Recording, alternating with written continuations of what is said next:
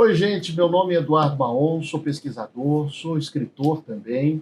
Hoje nós vamos falar sobre a literatura contemporânea em Mato Grosso.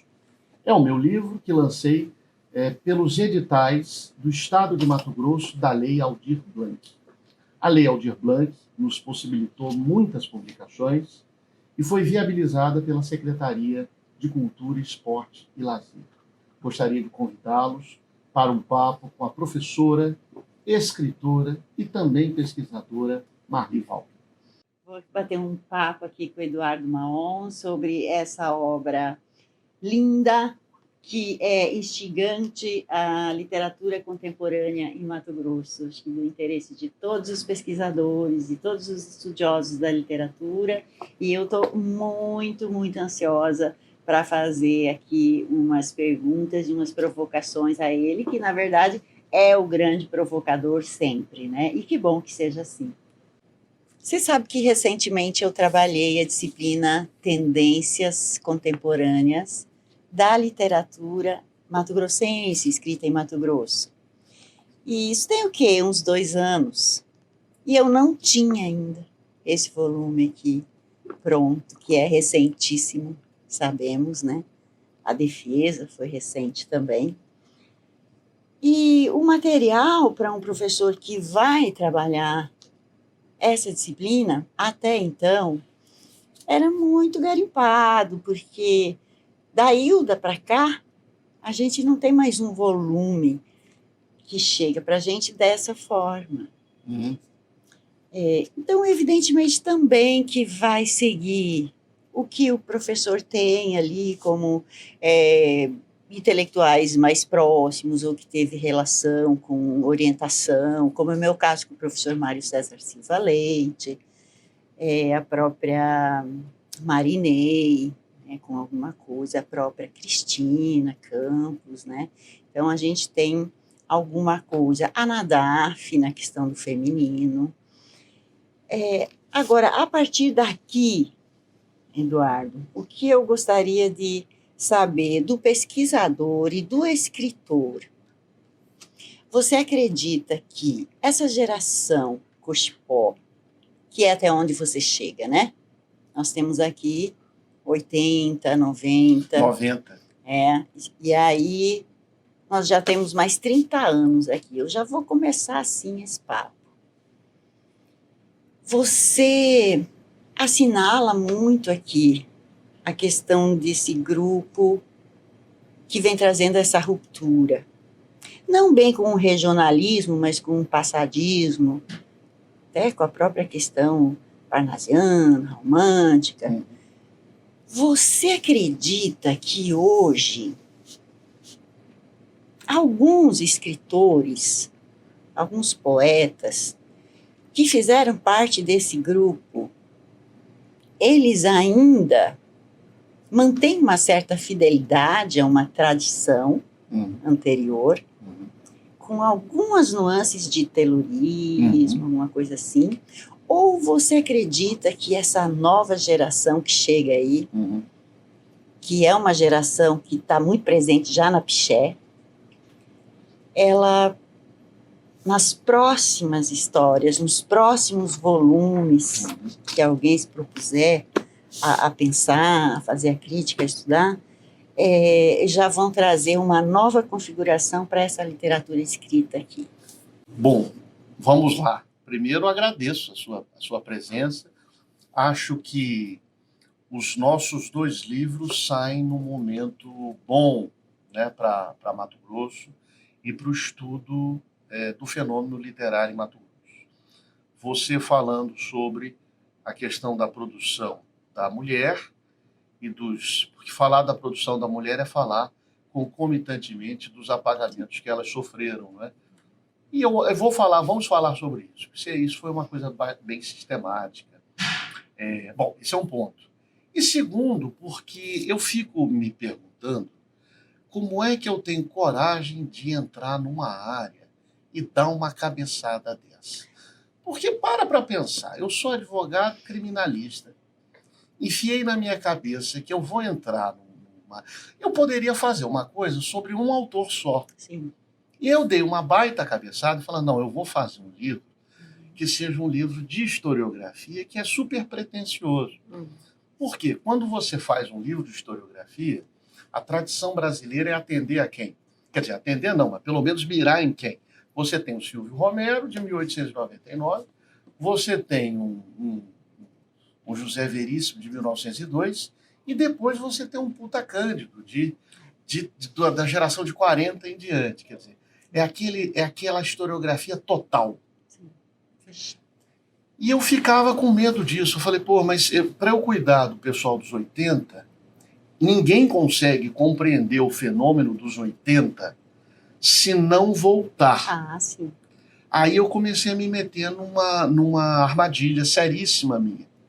Porque até onde eu vou voltar? Isso que eu queria colocar. Até onde eu vou voltar? Isso que eu queria colocar, Eduardo. Mas vai, fecha o teu raciocínio. O que acontece? Depois a gente volta nisso. Fui voltando, década de 60, fui voltando, década de 50, fui lendo algumas coisas da década de 40. Quando eu cheguei no jornais, aí já comecei a ler os jornais de 1920. No começo de 1920, eu comecei a perceber uma diferença, sobretudo não estética, mas sobretudo temática, com o que se praticava a partir de 22, 23, 24. E eu me perguntei, mas que diabo é isso? Onde é que veio essa marcação forte no temos que falar, temos que traduzir Mato Grosso, temos que descrever Mato Grosso? Aí eu comecei a pesquisar os arquivos da Casa Barão e vi dois discursos fundamentais. Eu acho que seria, digamos, a Confederação dos Tamoios em Mato Grosso. Certo. O primeiro discurso foi a abertura do Instituto Histórico, Dom Aquino. Sim. Dom Aquino, tal. Mas era um Dom Aquino, governador, que queria um Instituto Histórico com uma praticidade geográfica. Nós tínhamos um problema com Goiás, então o Instituto Histórico atuou muito bem para resolver o problema de Goiás. Também queríamos cristalizar a imagem de Rondon. Sim. Então o Instituto Histórico, quando veio a academia, quase 2 anos depois, e veio um novo discurso de Dom Aquino. No discurso de Dom Aquino tinha o verbo dever. O escritor deve isso, isso e isso. Sim. O escritor de Mato Grosso deve uma cartilha, isso. Basicamente. Eu falei, bom, ok. E aí, ao ler, aí eu dei um salto enorme na minha cabeça, ao ler Mil Mangueiras, do Ivens Scaff, ao ler Quem Muito Olha a Lua Fica Louco, do Aclise, ao ler o Toninho, que era até menos descolado, mas, enfim, imbricado com isso, o Eduardo Ferreira, não é? Ao ler um livro que não era da época, mas era recente, o livro da Cristina. Eu falei, mas por que diabos é assim? Não, mas só um segundo. Isso aqui, ele não está descolado de uma tradição. Aliás, nada está. Isso aqui, alguém jogou uma pedra no lago e isso foi fazendo ondas. E nós estamos, 100 anos depois, claro, ainda sentindo esses efeitos, essas ondas. Certo. Agora, a justificativa de Dom Aquino era diferente da justificativa da geração Cochipó. A justificativa de Dom Aquino era uma justificativa programática, meio Afonso Arinos, meio Gilberto Freire, que em 26 fez o Manifesto Regionalista, é uma justificativa realmente de uma estética, de uma temática regionalista. Certo. A de 80 não. A de 80 eles vão recuperar toda essa verve, mas a justificativa para ver esse eco, era diferente. Aí já foi uma reação. Isso. Aí já foi uma coisa proativa da década de 80. Isso falando em termos temáticos. Certo. Mas você ia me emendar a outra pergunta, diga. Então, pensar essa tradição, que é uma espécie também É uma espécie, não. Ela é uma instância autorizadora Claro, do que é, do que não é, do que pode ser. do que pode ser, do que se considera como. Então vem essa nova geração. Acho que assim, o que há de interessante nesse teu texto, o que há de fascinante para se pensar Mato Grosso pelo viés da literatura, o que é muitíssimo possível sempre, em toda e qualquer literatura de qualquer povo, é pensar a questão que vai ser o elemento novo, o processo migratório, Também. esse boom que acontece na década de 70, 80. 80 é realmente um período que marca isso. E aí, esses movimentos se tensionam, porque é um espaço de poder, o sistema em si, ele também tem essa configuração. Então, há uma tradição, há um grupo muito firme que se pauta nessa temática que você vinha falando, mas acontece a transformação. Acontece que, vamos usar o cuiabanocentrismo, que é um termo capítulo que do você livro. foge aqui, ele, mesmo que ele não queira, ele precisa se repensar dentro desse processo. E esses escritores, por sua vez, eles lamentam, eles São choram nostálgicos. na poesia, né, o eu lírico que eu lamenta perdi? profundamente, é quase que um novo romantismo ali, minha terra, Meu onde quintal. está a mangueira e tal. Sim. E ao mesmo tempo, Eduardo, é aí que eu quero chegar, você tem também, nessa geração Cochepó, esses escritores que são os próprios paus rodados, Que se integraram. que vêm para a terra, que fazem da terra o seu lugar também, e não somente aqui. Eu gostaria que você falasse um pouquinho sobre esse, vamos dizer assim, essa trupe que vai lidar com isso, não se sabe se de modo consciente, de modo pensado, mas há esse processo que marca e que vai começar a traçar um novo perfil estético também, na literatura feita aqui, e temático, evidentemente. Olha quantas coisas, olha como é intrincado essa questão. Conversar sobre cultura, e aí a literatura é um elemento, é muito difícil. Repare que eu fiz questão de não escrever um livro chamado A Literatura Contemporânea de Mato Grosso. Eu acho que aí é a primeira sutilidade da coisa. Sim. Porque se eu escrevesse a literatura contemporânea de Mato Grosso, eu estaria abrindo o flanco para uma série de questionamentos a respeito da endogenia de um circuito fechado. Sim. Em Mato Grosso. É um fenômeno que acontece em Mato Grosso. Perfeito.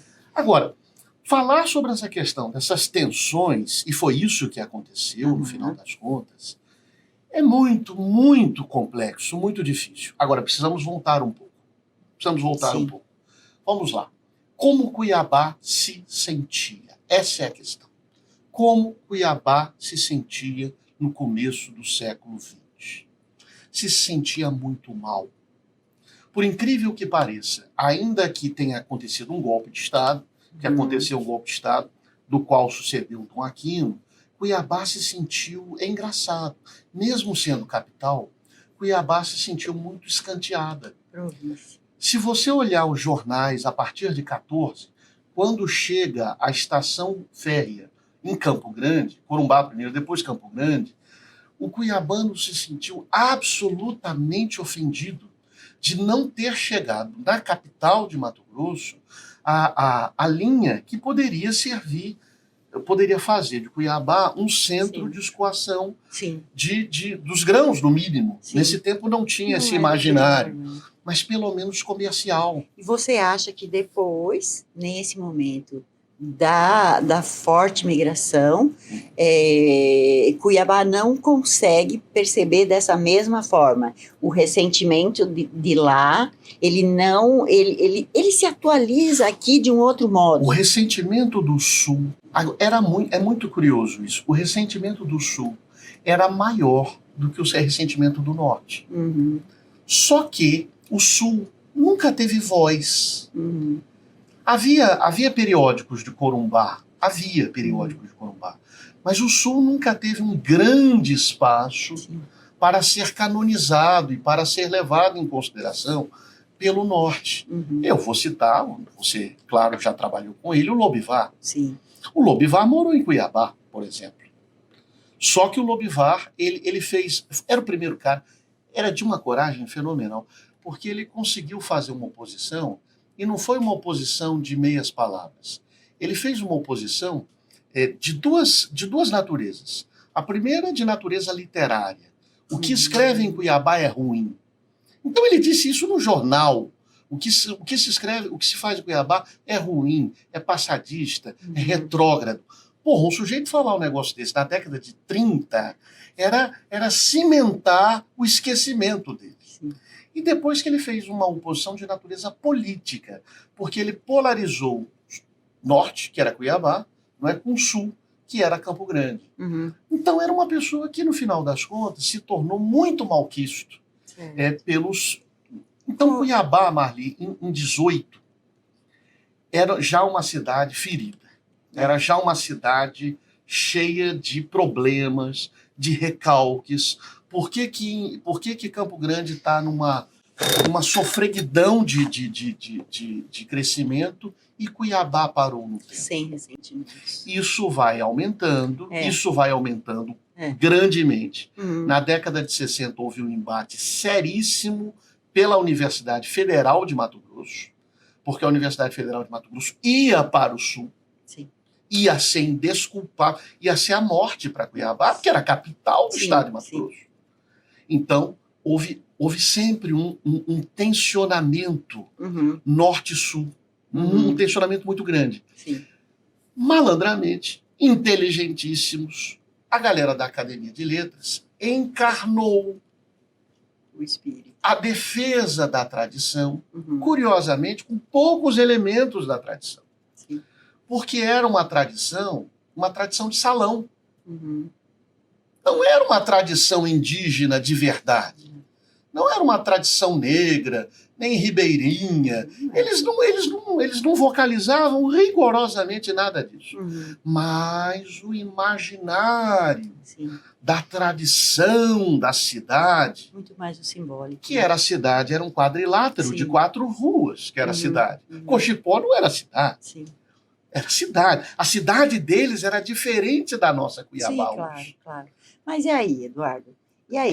Esse tensionamento saiu dali, quer dizer, Isso. para explicar isso, você tem que voltar 100 anos atrás. Mas você tem aqui uma nova configuração. Sim, hoje nós temos uma nova configuração. Essa geração Temos. Cochipó, Amadureceu. ela traz isso aqui na sua origem e ela chega nesse momento em que esse novo elemento é trazido para essa questão, E ela para essa surge discussão. reagindo ao novo elemento, na verdade.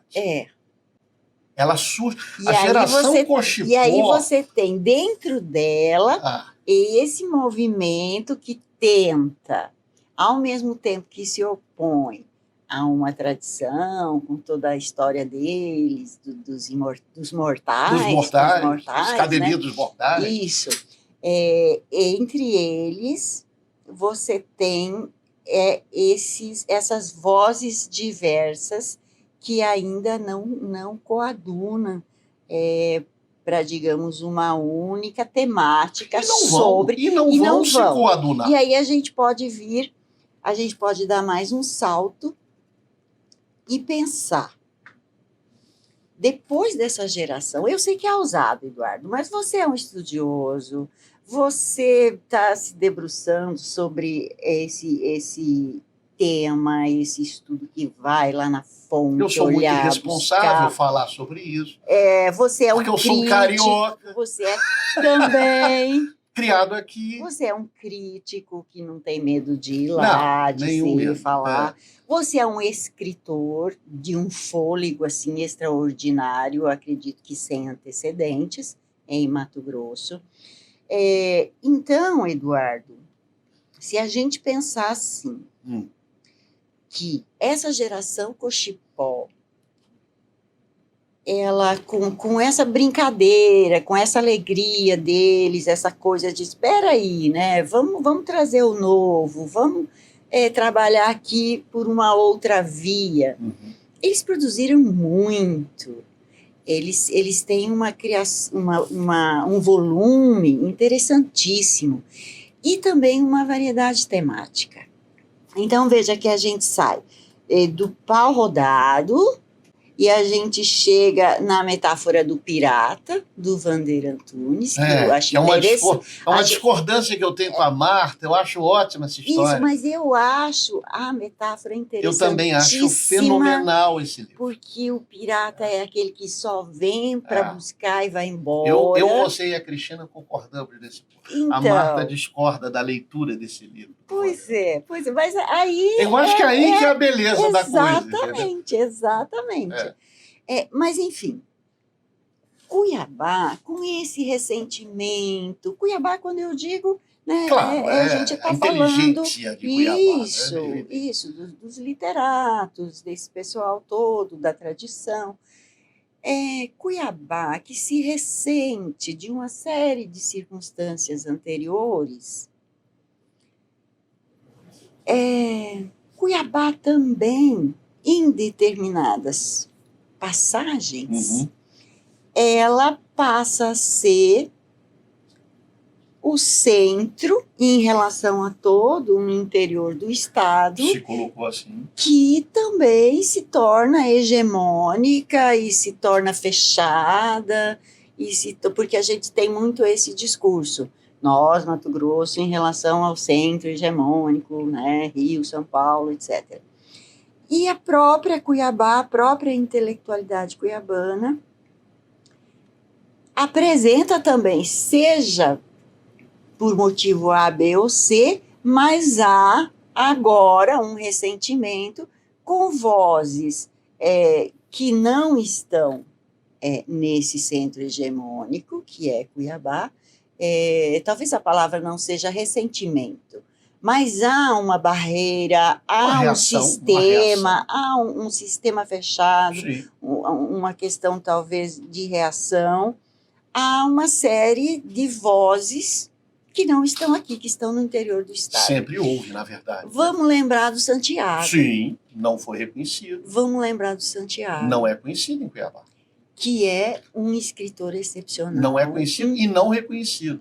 Poeta. São dois, né? Um dos mais talentosos. Um dos mais talentosos poetas que eu já conheci. Então, a gente tem, assim, movimentos. A gente percebe que o processo... e que bom que seja assim, o processo é bastante vivo. Eu acho que vive uma efervescência no contemporâneo agora, muito grande. E você também tem muito a ver com isso, que você sabe dessa questão toda, o quanto você, na academia, trabalhou para isso, o quanto a revista Piché significa. Eu gostaria, Eduardo, que você falasse um pouco sobre esse nosso agora, porque os pesquisadores, os alunos, eles têm curiosidade de saber sobre isso também.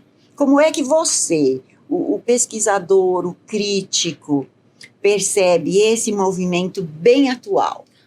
Primeiro, é difícil falar sobre o agora. Eu sei, mas a gente está falando sem compromisso, Eduardo. A geração Cochipó, se você parar para pensar, ela se começou mais ou menos em 84 a 86, você bota aí já 30, 35 anos, quer dizer, ela já amadureceu. Sim. Né? Dessa galera morreu o Sodré. O resto são escritores que já estão maduros, já estão com 50 a 65 anos, alguns 70, alguns já faleceram, etc. Agora, vamos falar do agora. Isso. Para falar do agora, a gente precisa pensar o seguinte. Essa é uma pergunta que eu fiz para mim mesmo. A geração Cochipó tinha um programa? Não tinha. Essa é a questão. Eles se reuniram e falaram assim, gente, vamos pensar em como fazer isso, como fazer esse debate. Não era o ponto. Eles eram muito jovens quando começaram. Sim. Não era literatura, a literatura era um elemento a mais, não é como é hoje. Então o lance era muita performance, em boteco, em teatro, em centro cultural, música. Aí o outro escrevia um verso, aí o outro vendia numa barraquinha, tal. Quer dizer, era tudo junto. Não havia uma programação de manifesto, como há um movimento consistente.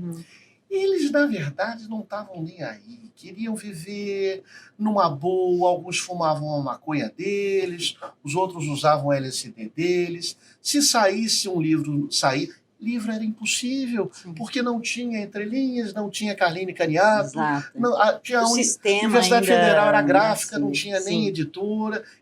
A coisa era difícil.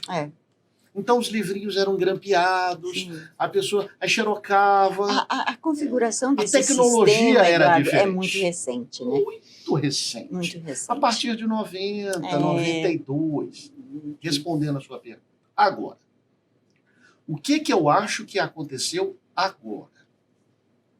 E aí vem uma questão séria, teórica. Eu me perguntei, Marli, várias vezes, se essa fixação e esse retorno do espírito cuiabano como uma bandeira era uma forma de resistência, como se aborda nos estudos culturais, por exemplo, está grandemente em voga. Né? Você pega o Said, pega o Homem-Baba, etc. Não, isso aqui é uma resistência por uma identidade. Ou se embaixo do discurso de uma resistência de identidade, ai meu Deus, estamos sendo atacados, existia uma ligação com uma tradição, uma facilitação, escrever sobre o local. Escrever sobre o local, isso eu acho que eu provo aqui, garantiu espaço, garantiu voz, garantiu acesso aos focos, aos pontos de poder intelectual. Essa facilitação, quer queira, quer não queira, quer seja ou quer não seja uma resistência, se transformou hegemônica. Por quê? Não foi por coincidência que o Lobivar foi escanteado. O Dick, que era ícone da geração Cochipó, foi escanteado. O Vladimir, que era um anti-acadêmico, né? Por definição, anti-acadêmico, anti-academia de letras, foi escanteado. Já o Silva Freire, não. Por quê? Porque ele falava os códigos que facilitavam o acesso e a identidade, que era uma identidade local. E reafirmou, né? E hoje, aí vem o meu medo, meu enorme medo. E aí eu confesso para você que é uma pesquisadora mais experiente que eu. Qual é o meu grande medo? Meu grande medo é ser preconceituoso. Por quê? Vamos lá. Por quê? Se você consultar os os pais da teoria literária no Brasil, pesquisadores de historiografia literária, etc. e tal, você vai ver que existe um degradê na complexidade da produção literária. Falei dia desse para a Cristina, vou falar aqui nessa gravação. A primeira expressão humana é a oral. É a primeira expressão humana. Para ela chegar para ser escrita, demora muito, demora milênios. Bom, muito bem, ela é escrita. Quando a primeira manifestação escrita acontece, as pessoas escrevem sobre o quê?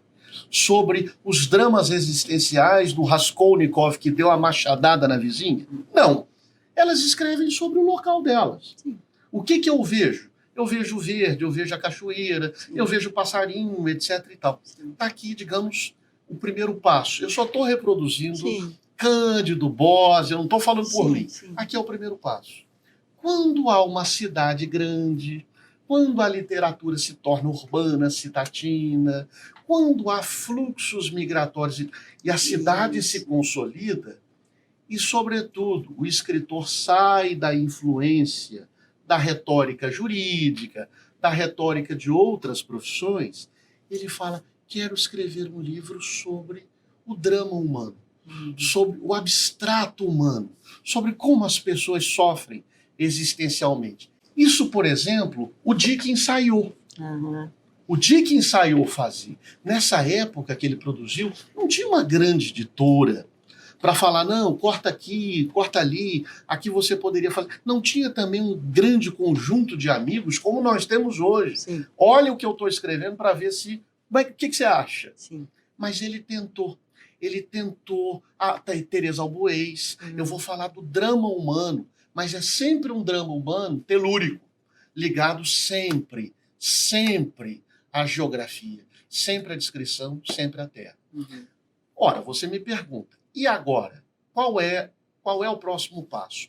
Eu não diria que é um próximo passo qualitativo, porque eu morro de medo de ser preconceituoso. Mas o que eu estou vendo hoje em Mato Grosso é um movimento literário diferenciado do Brasil inteiro. De uma cidade que cresceu, um centro hegemônico que perdeu o poder, se esvaziou completamente em representatividade, que é a Academia de Letras, acabou a representatividade da Academia de Letras. Só tem porque nós, escritores, estamos lá, fora isso, ela não é reconhecida. Então está aqui. Tematicamente, a Universidade Federal se consolidou, as pessoas de fora chegaram, Mato Grosso não é mais Cuiabá, Poconé e Cáceres. Isso. Você tem agora Tangará, que, aliás, se tornou um polo literário muito mais forte que Cuiabá, de estudos literários. Você tem o Sinop, que, aliás, estuda Mato Grosso muito mais do que Cuiabá estuda na Universidade Federal. Quer dizer, a geografia também de Mato Grosso mudou muito. O centro de poder se partiu. O que vem agora? Vem agora uma literatura, do meu ponto de vista, mais preocupado com o aspecto psicológico do personagem, os dramas humanos, os dramas e descolados da descritividade. Agora, não se engane. As coisas convivem muito próximas. E um não é melhor do que o outro.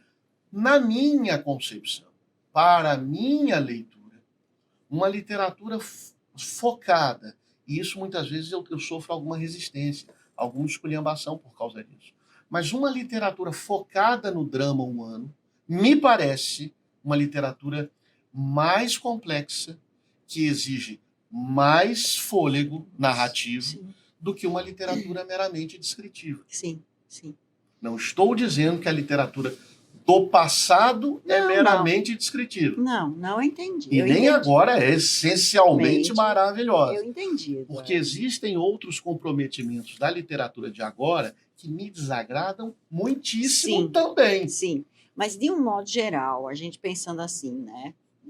Viemos lá do Rubens de Mendonça, passando pelo Póvoas, que eu gosto muito. O Lenine do Póvoas, você Póvoas, disse. o Lenine. Faz 100 anos esse ano. Eu gosto muito, porque ele, inclusive, ele traz mais mulheres no apanhado que ele faz sobre a cultura em Mato Grosso do que o próprio Rubens, e ele não está se atendo à literatura. Exatamente. Então, gosto muito dele. Aí a gente vem para a Hilda, antes para o Carlos Gomes, com a 100 anos de poesia. Ou a poesia em Mato Grosso. A poesia em Mato Grosso. A poesia em Mato Grosso, 100 anos, alguma coisa assim, não lembro agora. Na DAF, expressivíssima, a questão dos folhetins, pioneira a questão dos periódicos, no estudo da literatura escrita por mulheres aqui. E a gente chega aqui na literatura contemporânea em Mato Grosso. Então, eu acho, Eduardo, assim, e aí vai a minha última provocação a você. por teu incentivo, pela tua insistência, o Mulheres Esquecidas e Vozes Silenciadas. 120 WhatsApp. Isso! Vai! Aí não vou! Vai! Não vou! E aí a gente tem lá o 19, com a Elisa Alberto. Estou escrevendo um artigo sobre ela. A questão do matricídio, né? Então, o 20 e o 21. Então, a gente, hoje, o pesquisador, o professor, ele tem um material que é mais consistente. Teórico, né? Historiográfico, crítico, historiográfico, né? Mas tem muito ainda que se olhar. Na verdade, se não fazer. se viu quase nada ainda. Então, eu gostaria, Eduardo, que tu dissesse, eu digo isso no meu livro, que eu quero que seja assim só um pontapé. Olha, está aqui uma base, agora vocês vão buscar, vocês vejam outros recortes, porque você também teve que recortar aqui. Infelizmente. Né, teve que recortar, porque senão não dá, senão você vai acabar igual a Piché, né? Aquela 1.100 páginas. Exatamente. Então, é que você dissesse o que você já disse para mim algumas vezes, o que você considera fundamental para o pesquisador. E o que também, nessa mesma pergunta, a gente pode esperar tanto da Universidade Federal de Mato Grosso, como da UNEMAT, Universidade do Estado de Mato Grosso. Bom, nesse sentido, pensando literatura produzida, escrita aqui. Veja você como eu sou esquizofrênico, né? Eu sou editor da Piché. Eu sei. E aí eu quero ver se eu abraço a todo mundo. Eu sei. Né? Mas muitas vezes eu não gosto. Sim. E uma coisa é pesquisador, não é?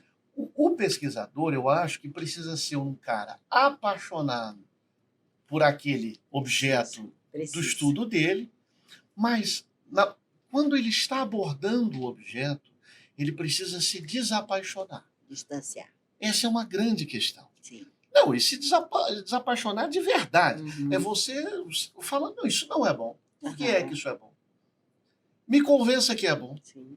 Não é bom. Eu fiz esse trabalho comigo. Eu achava, a primeira versão deste trabalho, eu apresentei a minha orientadora, Valnice, elogiando todo mundo. Olha, eles são ótimos, essa geração. É um pessoal super gozado, é um pessoal super irreverente. Eles são geniais. Olha, eles são geniais. Um treco de boteco, os caras são geniais. Lá na 8ª dose ela achou também bom, tá dizendo, na 8ª dose de vodka, ela olha para mim e fala assim, escuta, só que tem um problema aí. Você está falando que fulano de tal, que tem um livro só, é escritor. Querido, escritor não é isso. Eu achei que fosse agressivo o que ela tivesse me falando. Não, mas a questão não é por ter um livro só, que tem grandes autores com um livro só. A questão não é essa. A questão, o cara está vivo até hoje, ele está com um livro só.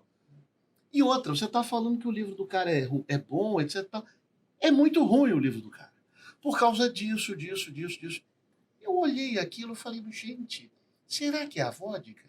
Não, é a prática de falar. Você precisa colocar o que você está vendo muito longe de você. São seus amigos. Sim. São seus amigos. Mas eles devem ser enxergados. Você vai fazer um trabalho, esse trabalho vai ter repercussão, certamente, porque ninguém faz mais historiografia. Quando você botar isso, todo mundo vai falar, está falando de mim, então eu quero... Você não pode ser leniente. Sim. Você não pode ser, fulano é um gênio, etc. Não é gênio, não. E é o nome da UNEMAT que está aí também. Para ser gênio, a pessoa tem que fazer isso daqui. O título de gênio não cabe fácil assim, não. Aí eu baixei a bola, voltei para o hotel, fiquei 10 dias internado no hotel e falei, mas será que isso presta? Aí eu comecei a me questionar severamente. No final, eu acho que eu encontrei um equilíbrio. Eu acho que o texto é um pouco crítico demais. Ele pesa a mão em algumas coisas. Padrões. Talvez para os padrões acadêmicos. Para os padrões. aquilo que eu acabei de dizer, Rubens, Lenine, a própria Ficou um pouco Hilda, agressivo demais, talvez. totalmente É muito cuidadosa, cuidadosa, né? não é Então, bem Mato assim. Grosso vem dessa tradição crítica O Mário César de é muito delicado nas polido, colocações né? dele, é Sim. meio que Antônio Cândido, olha, é assim, mas pode ser assado. Ele é muito delicado. Eu acho que eu fui agressivo, um pouco agressivo, mas eu não desmereci ninguém. Não, de E eu acho forma que a crítica alguma. não é De para forma isso. alguma. Eu tentei retratar um momento. Sim. Acho que nós, Marli, estamos virando uma chave. Aproveite e fale de UFMT, UNEMAT, dentro dessa virada de chave. Nós estamos virando uma chave. Nós estamos virando uma chave. Eu acho que é a primeira vez que uma geração que está viva está olhando para si mesmo com uma crítica que é uma crítica não é de aplauso. Nossa, vocês são geniais. Não, é uma crítica consistente. Uhum. Eu acho que isso não tem preço. Não tem preço. A Luciene Carvalho enfrentando uma crítica consistente, o Aclise, o Ivens, não é uma crítica de amiguinho, olha, vocês são lindos, geniais. Não, é uma crítica. Que é o que a gente sempre quis, tem né? bom, tem pontos altos, pontos baixos, e você faz isso e aquilo, retoma aquela fase. Sim. Que bonito. Isso começou com a Federal.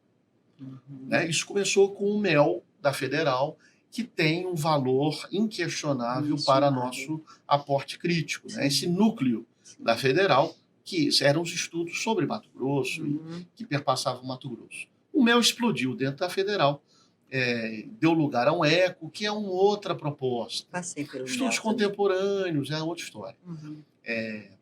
E aí veio o NEMAT. E aí veio o NEMAT, que hoje tem 12 anos. A Unemat sai de Cáceres, que bom que saiu. Que bom que saiu. Sim. Porque seria também outro núcleo, outro centro. Que bom que saiu. Sim. Montou em Tangará da Serra uma cidade absolutamente nova, tem 45 anos.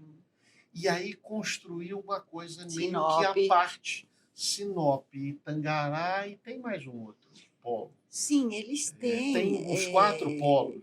Barra do Garça, se não me engano. Barra, Sinop, Tangará, Cáceres. Araguaia tem um. Região do Araguaia. A região do Araguaia tem Não tem me um lembro polo. exatamente agora. E eles têm também. Profiletras também. Isso, quer dizer, a Unemat hoje está fazendo um papel que a Universidade Federal fez nos 90. Sim. A Universidade Federal era está um interiorizando, trampolim. né? Essa coisa do... Venham se apresentar no meu teatro. Eu vou abrir o teatro para você.